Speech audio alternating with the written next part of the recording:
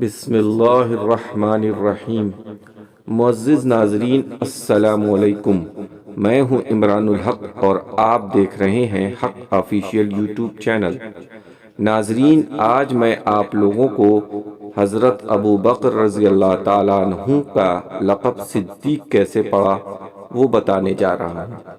شروع کرنے سے پہلے آپ سے گزارش ہے کہ اگر آپ ہمارے چینل پر نئے ہیں تو چینل کو سبسکرائب کر بیل آئیکن کو دبا دیں، جس سے ہماری ہر نئی ویڈیو آپ تک سب سے پہلے پہنچے۔ شکریہ۔ وقت ضائع کیے بغیر بڑھتے ہیں آج کے واقعے کی طرف۔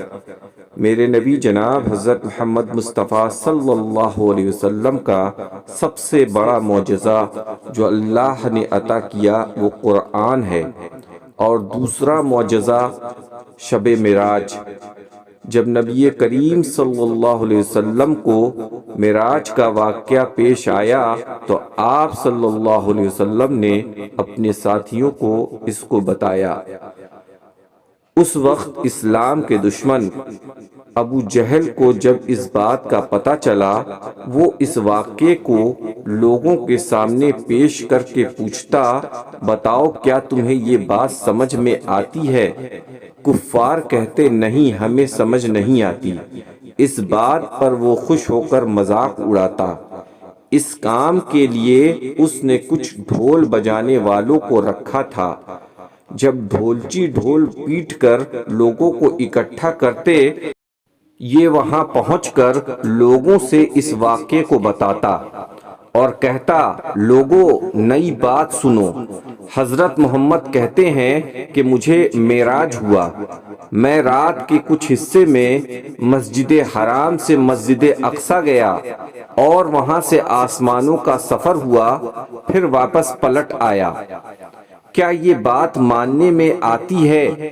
لوگ انکار کرتے، پھر یہ مذاق اڑاتا۔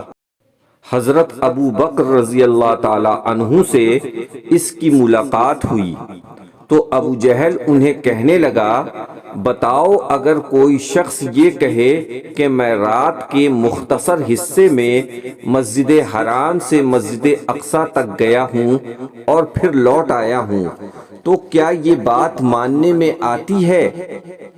کیا یہ بات ممکن ہے؟ تو ابو بکر رضی اللہ تعالی عنہ نے برجستہ کہا، نہیں، یہ ممکن نہیں۔ 1 مہینے جانے میں لگتا ہے اور 1 مہینے آنے میں لگتا ہے۔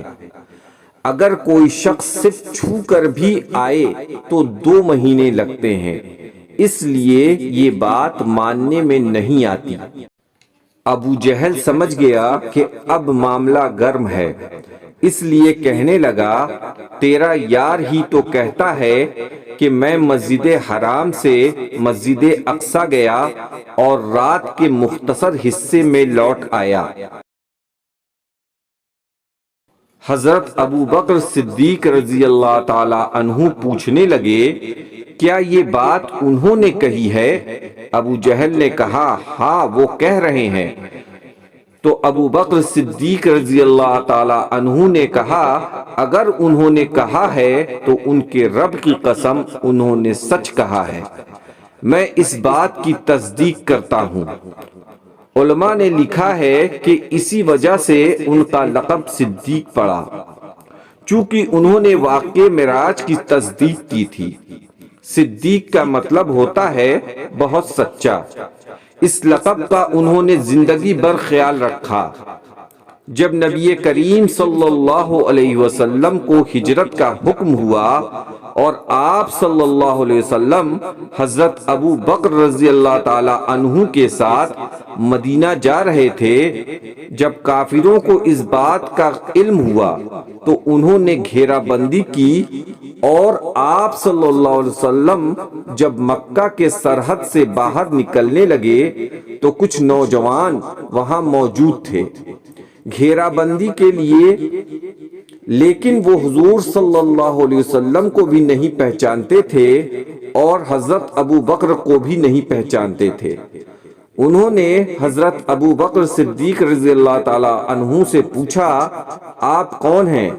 انہوں نے فوراً جواب دیا، میرا نام ابو بکر ہے۔ پھر انہوں نے پوچھا آپ کے ساتھ کون ہے؟ اب اگر وہ یہ کہتے کہ یہ حضرت محمد مصطفیٰ صلی اللہ علیہ وسلم ہیں تو وہ انہیں گرفتار کر لیتے، لیکن صدیق اکبر نے آپ صلی اللہ علیہ وسلم کی پہچان بھی چھپا لی اور جھوٹ بھی نہیں کہا۔